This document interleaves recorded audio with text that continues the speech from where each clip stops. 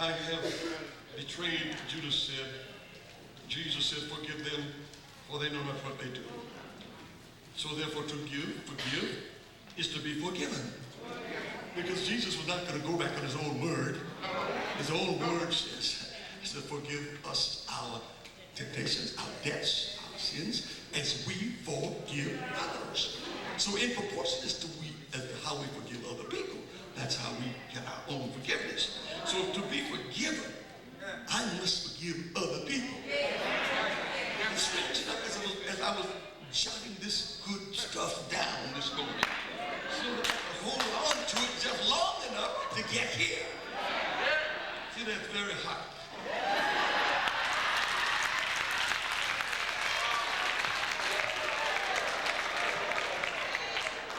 Someone rang the telephone from way out of town, in real trouble,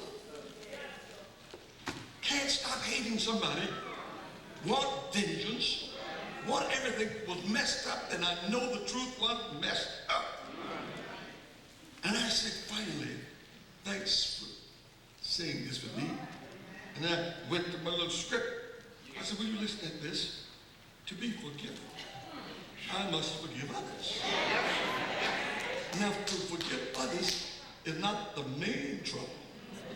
I must forgive myself. You and I, we pastors deal with people who have optimum problems based upon the fact that they feel that they have done so bad, that they have gone so far, that they can't even forgive themselves. And we have to forgive to help them forgive themselves by telling them God can forgive anything, anybody, or anything if they just ask him. Ask and you shall receive, seek and you shall find, knock and the door will open to you.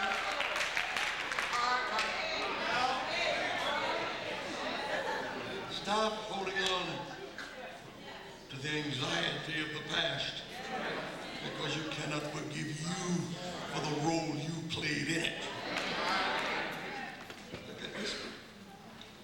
I must look in the face of the mirror of perfection and then see my own shortcomings. And when I see my own shortcomings, then I must rush to the cross, rush to the blood, cry. For the book says, who being in the form of God, thought it not robbery to be equal with God, but made himself of no reputation, and was made in the likeness of men. And being found in my fashion as a man, he humbled himself. God humbled himself. God in Jesus Christ became a man without losing his being God. And only God can be a man and be God at the same time. Only God can forgive and sin without being sin.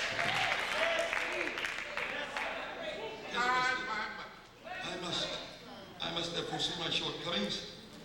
Then I must see how ugly I am and call out for him, for his beauty. And he beautifies the meek with salvation. How do you do it? Just call him Lord. Someone's going to tell you later on this program that the thief called him Lord. And wasn't a thief anymore. Stop fussing and start forgetting. Forgive them, for they know not what they do. In other words, charge it to ignorance. Ladies and gentlemen, if we could just charge off some of this stuff, we could sleep better at night. Shut it off. We'll be happier in church. Shut it off. And we'll get along in that auxiliary. Shut it off. And you'd be surprised. You wouldn't miss a single service because you wouldn't have anybody to shut. When we forgive, we find a new dimension for life. No matter what comes, we're caught up where life becomes freedom. Caught up where struggle becomes victory. Caught up where joy becomes the fuel for the perpetual endurance to be sure I have lasting victory. Be ye kind, St. Paul said, one to another, tender-hearted, forgiving one another, even as God, for Christ's sake, has forgiven you. Jesus is Lord. And the Lord said, Father, the Lord said to my Lord, sit thou at my footstool, at my feet till I make